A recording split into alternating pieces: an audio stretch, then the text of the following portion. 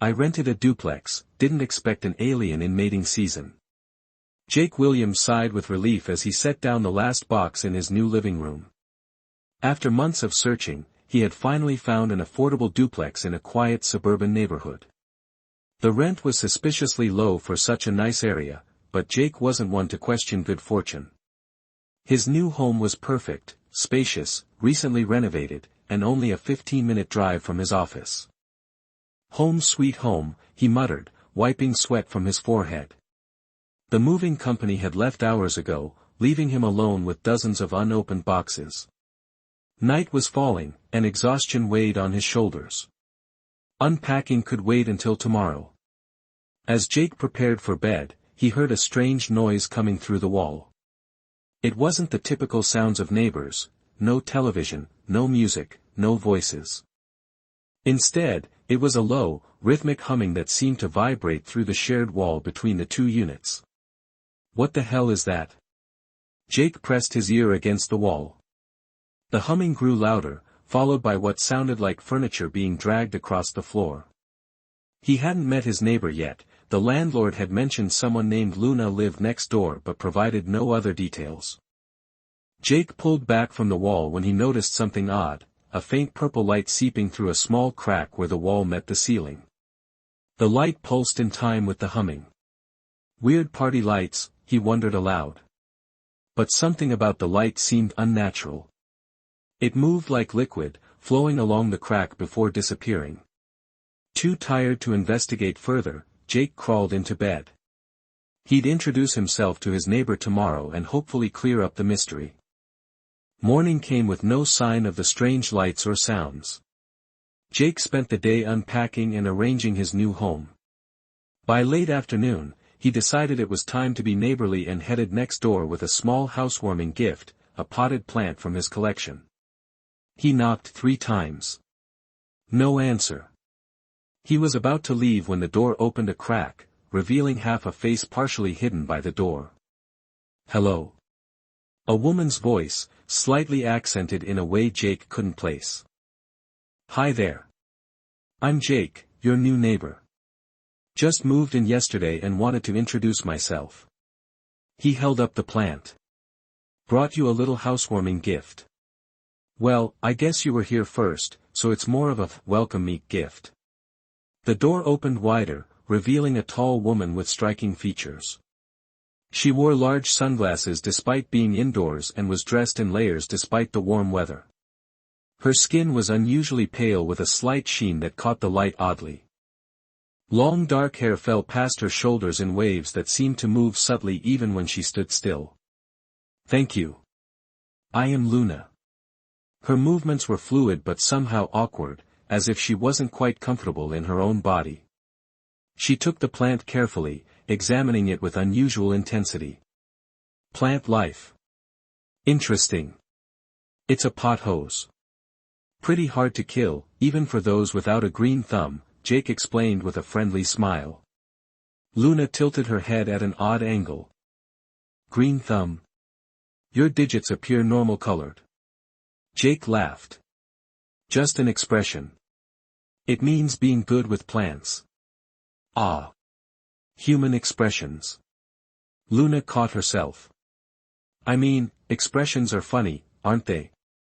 I'm still learning English." Something about her phrasing struck Jake as odd, but he dismissed it. "Where are you from originally?" Luna hesitated. "Far away. Very far." She looked past Jake suddenly, stiffening as her focus shifted to the sky. "I must go now. Thank you for plant." Before Jake could say another word, Luna retreated into her unit, closing the door firmly. Through the door, he heard what sounded like multiple locks engaging.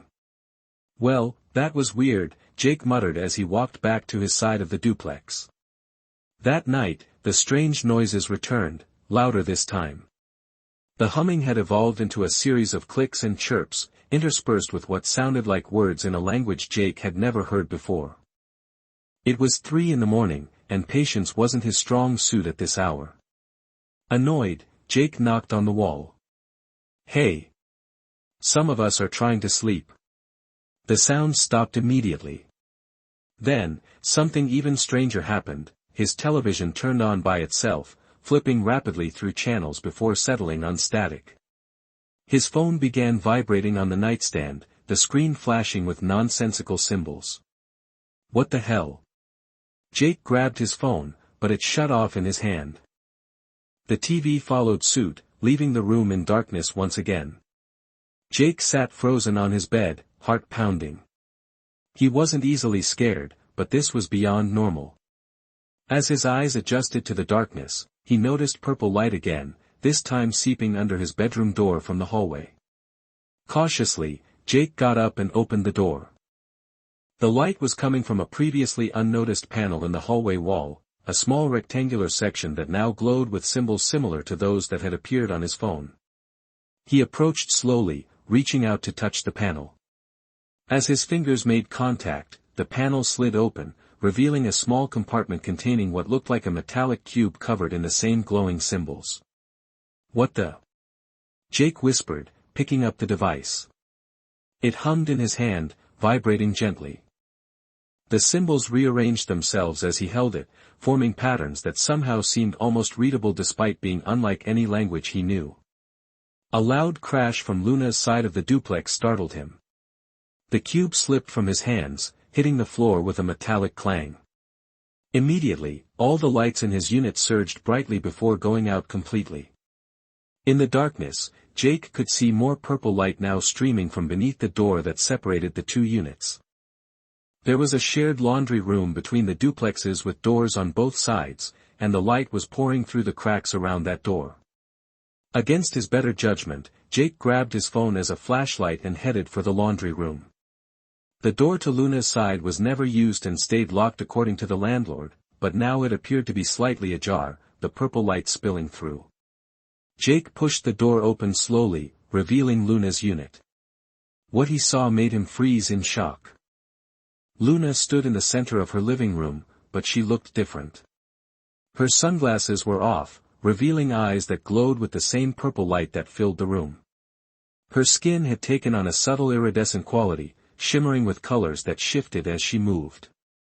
Most alarming were the markings that had appeared on her neck and hands, intricate patterns that pulsed with light. She was speaking urgently into what looked like a small crystal, her language a series of clicks and musical tones. When she noticed Jake, she dropped the crystal, which shattered on impact with the floor.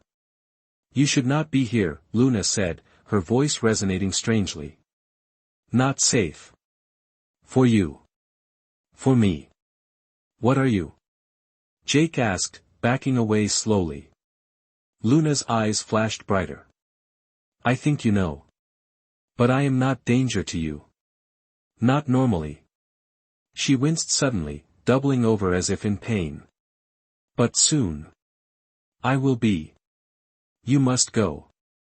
Lock your doors. Do not return until day cycle."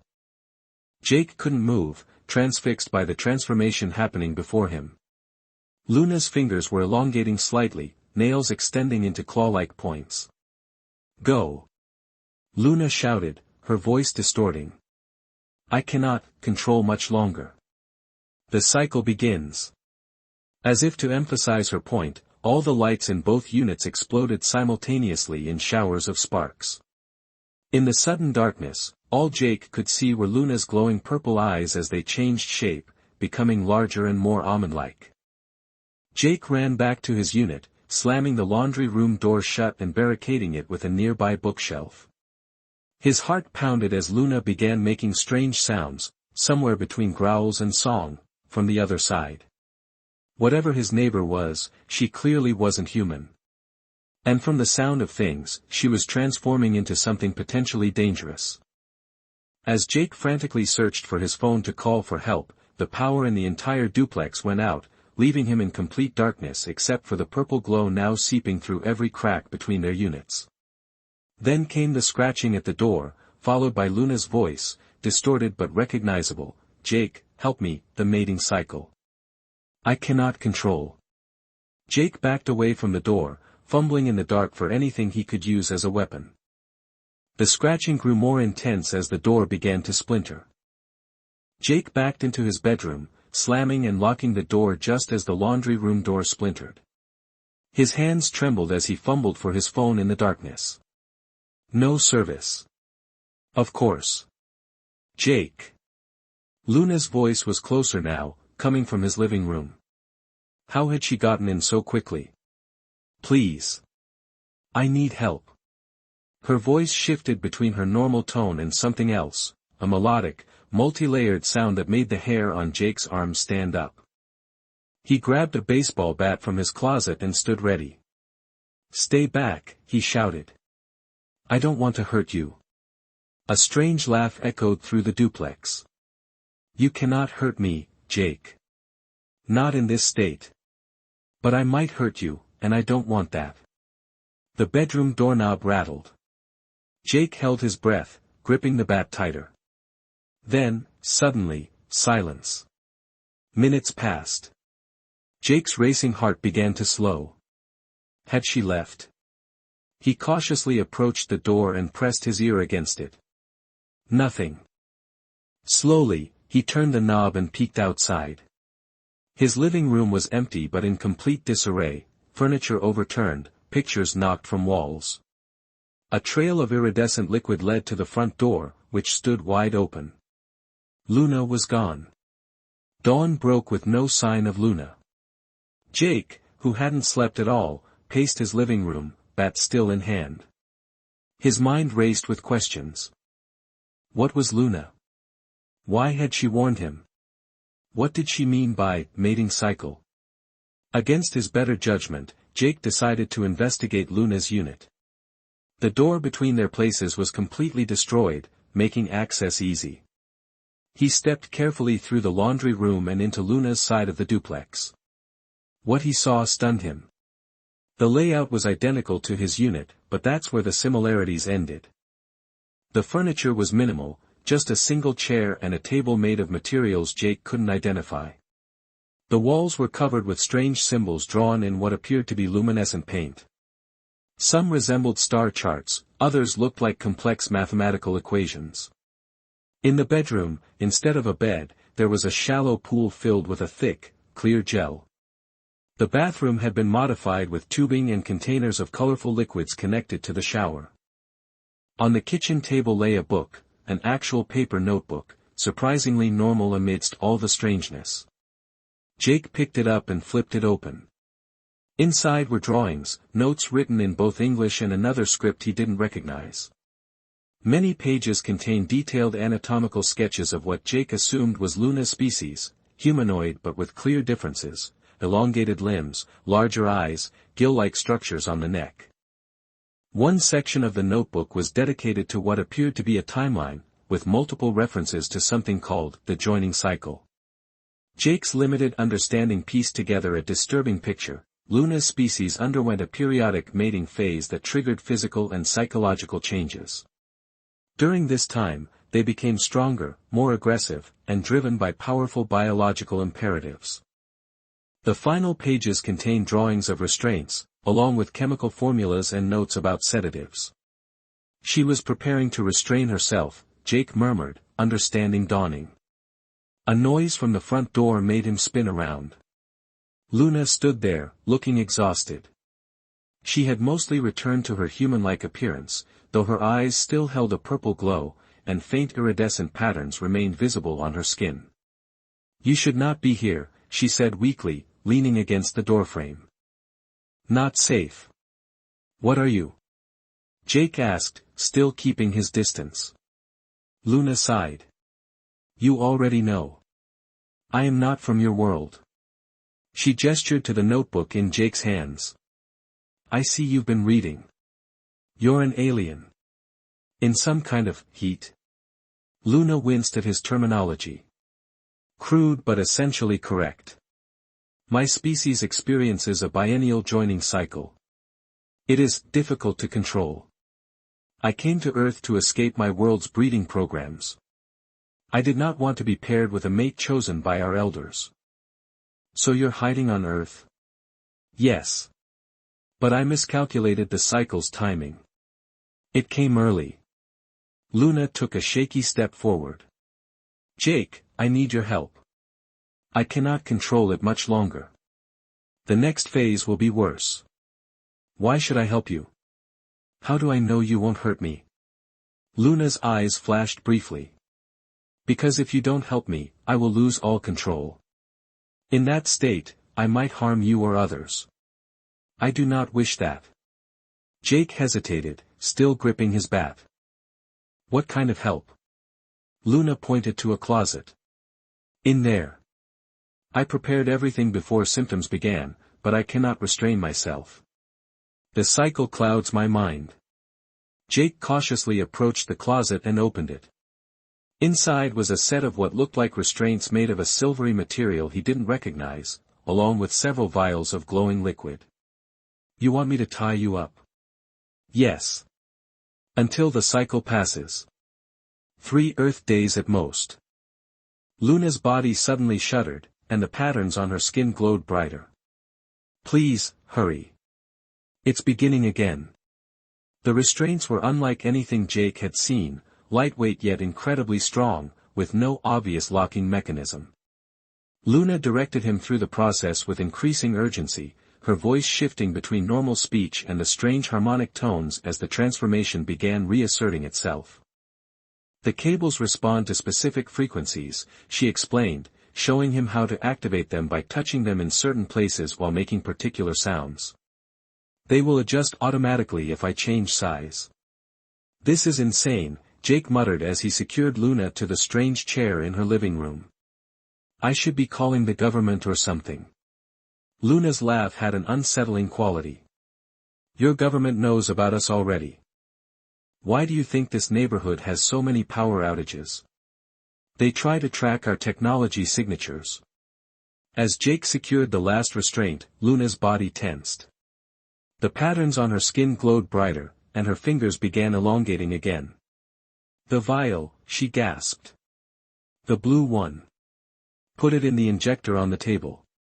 Jake did as instructed, loading a syringe-like device with the glowing blue liquid. Luna nodded toward her neck, where the skin had parted slightly, revealing something like gills. There. Quickly. Jake hesitated, then pressed the injector against the opening. It hissed softly as the liquid disappeared into Luna's body. Almost immediately, Luna relaxed, though the transformation continued. Her eyes grew larger, her skin becoming more translucent. But her expression was calmer.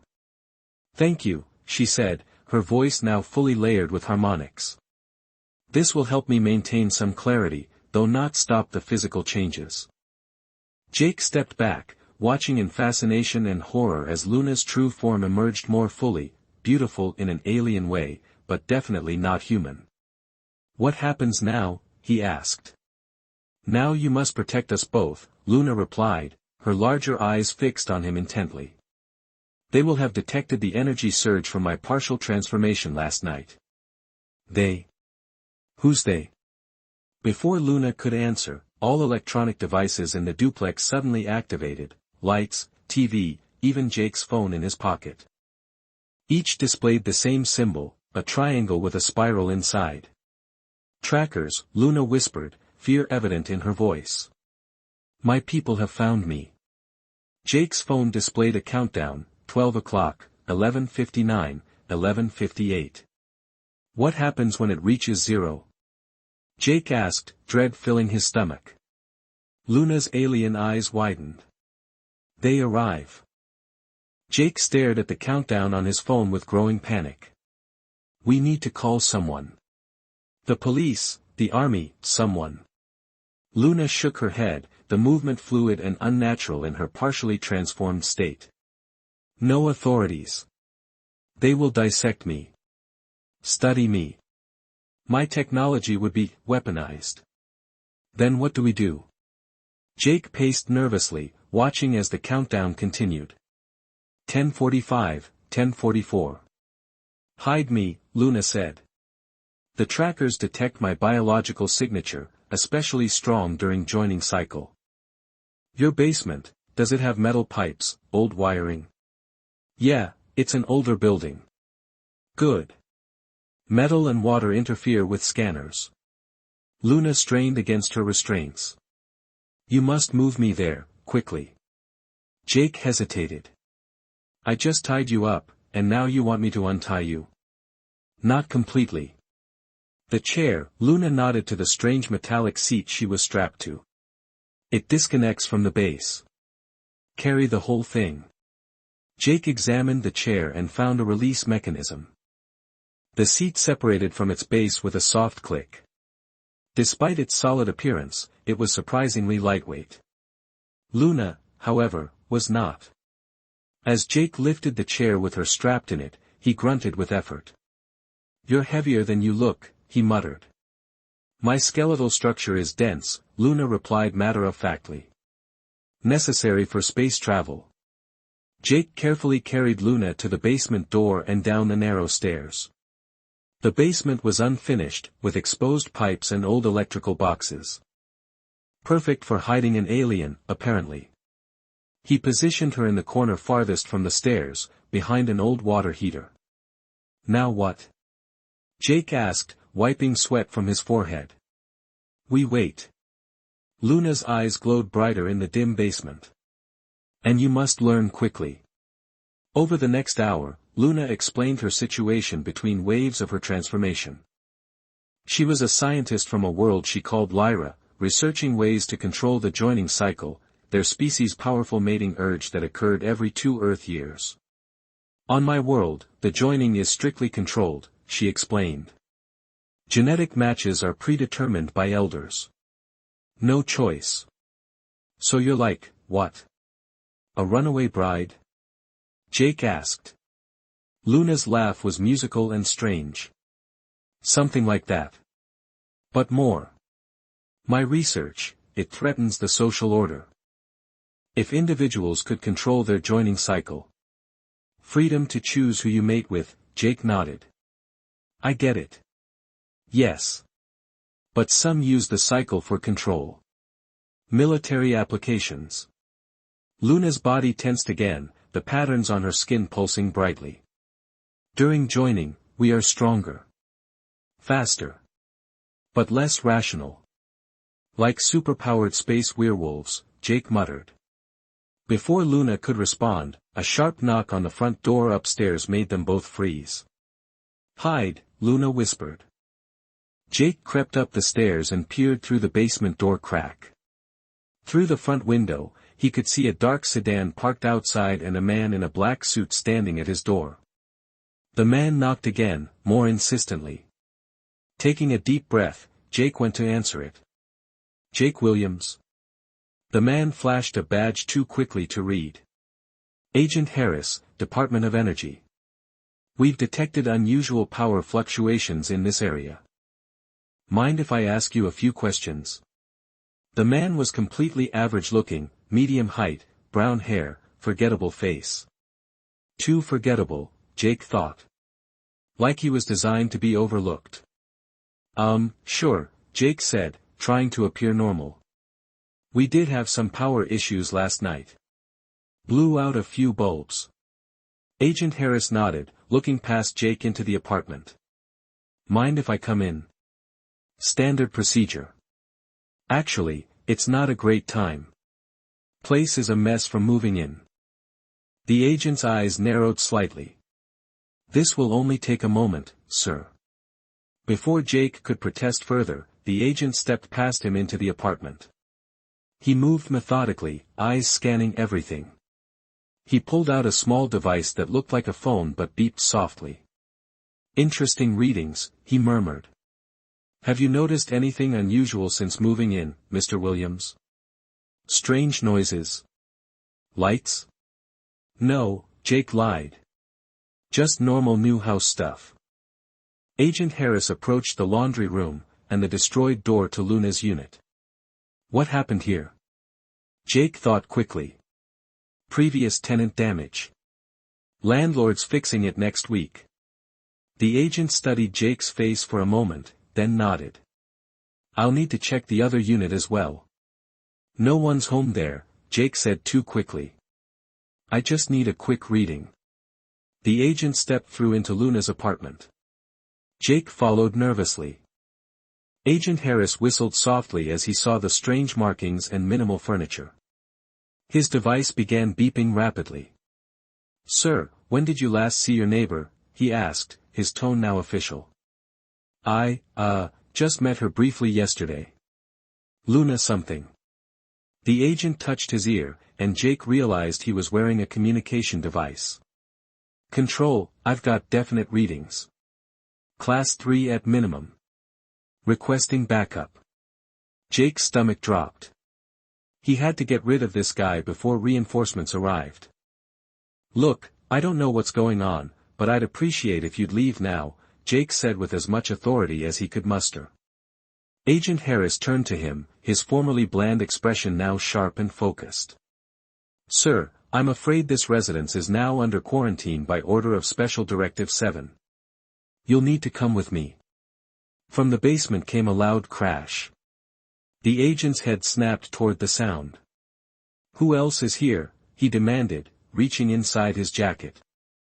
Before Jake could answer, all the lights went out. In the sudden darkness, the agent pulled out both his strange device and what was definitely a gun. The basement door burst open. Luna stood there, somehow free of her restraints, fully transformed. She was taller now, her limbs elongated, skin glowing with intricate patterns. Her eyes were large and completely purple, without pupils or whites. "Federal agent. Don't move!" Harris shouted, aiming his weapon.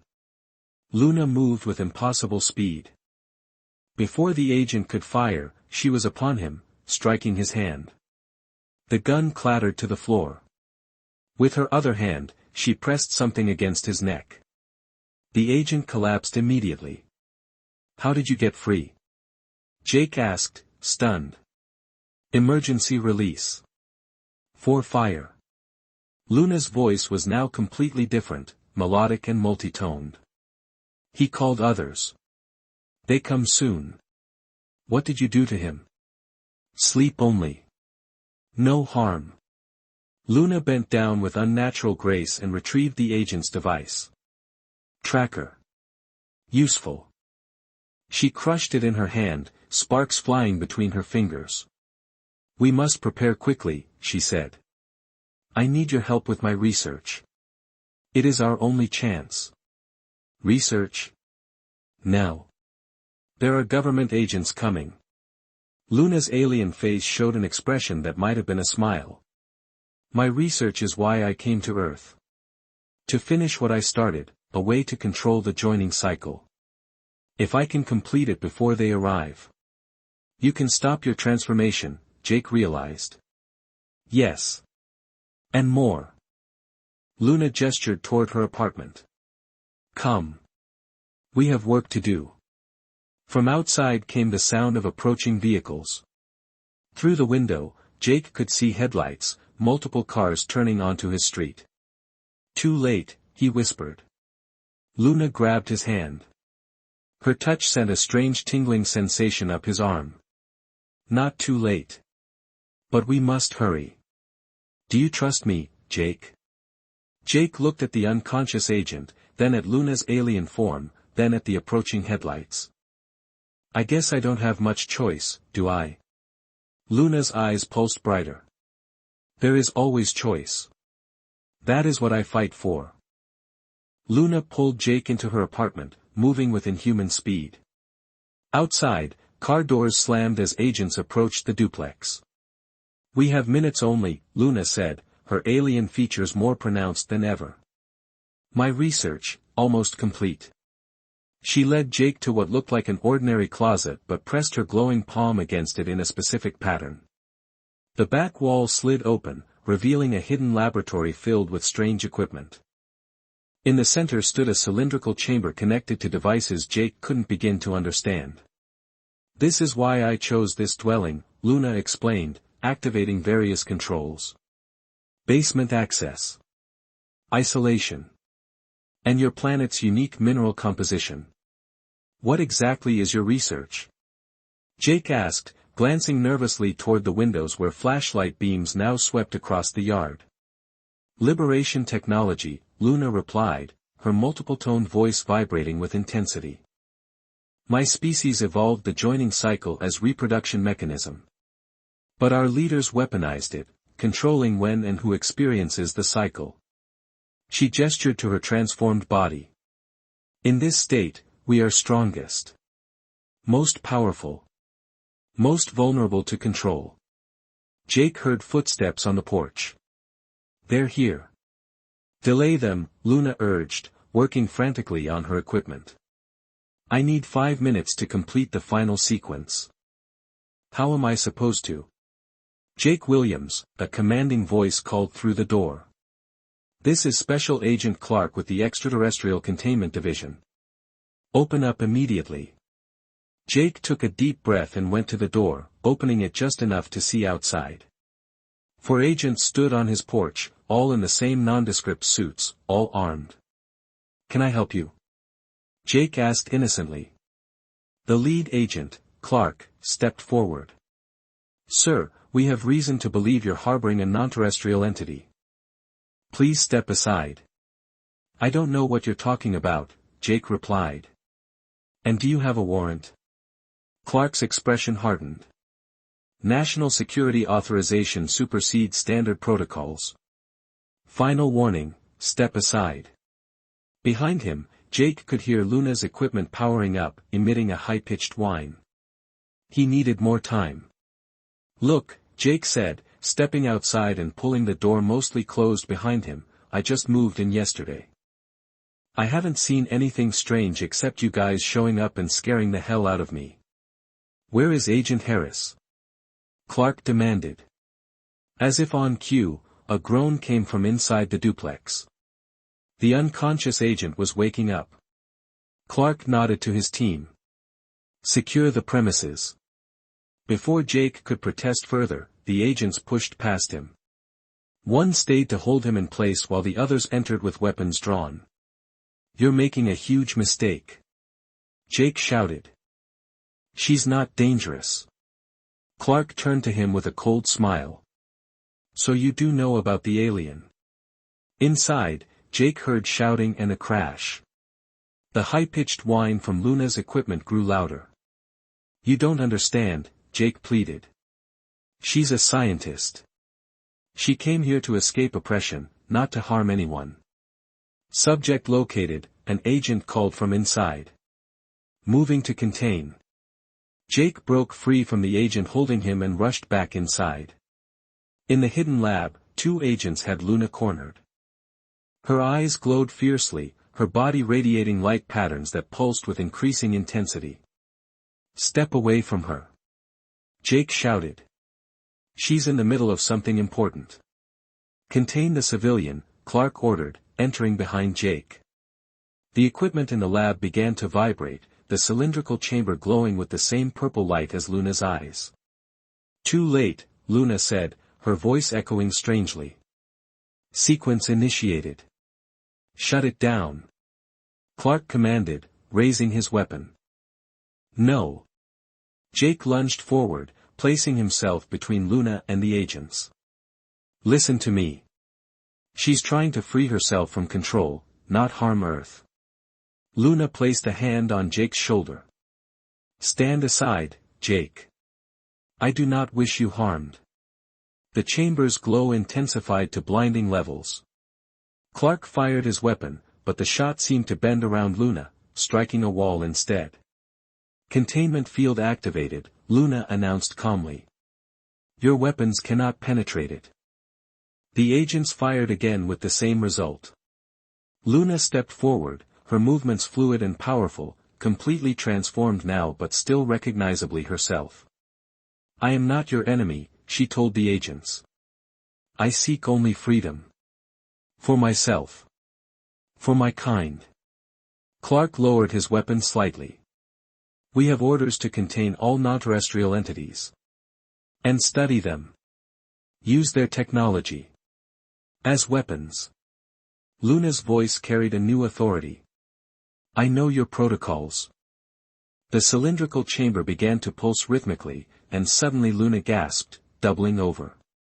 The patterns on her skin flickered erratically. Luna. Jake moved to help her but was stopped by an invisible barrier.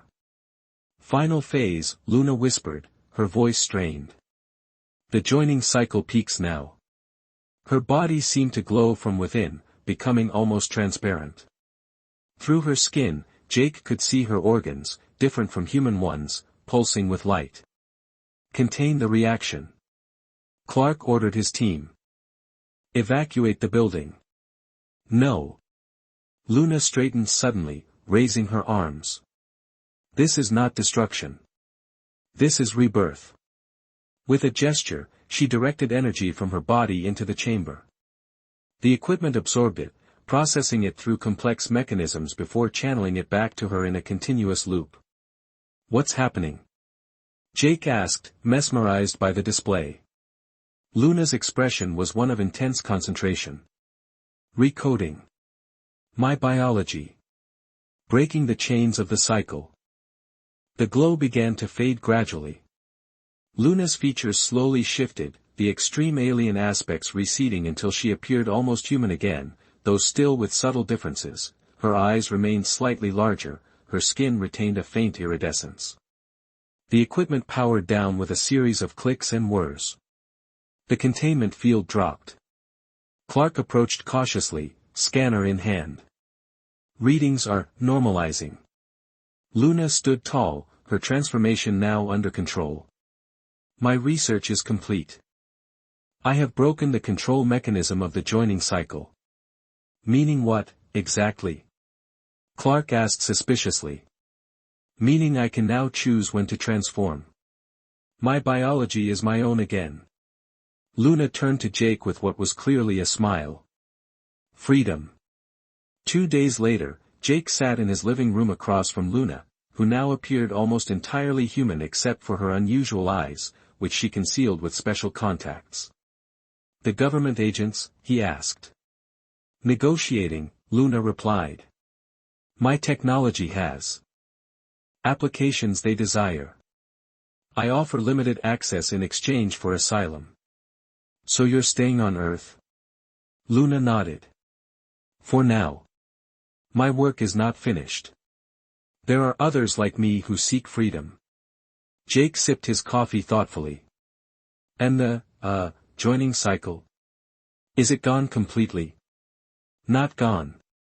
Controlled. Luna's eyes sparkled with amusement. The biological imperative remains, but now I choose when and with whom. Jake nearly choked on his coffee.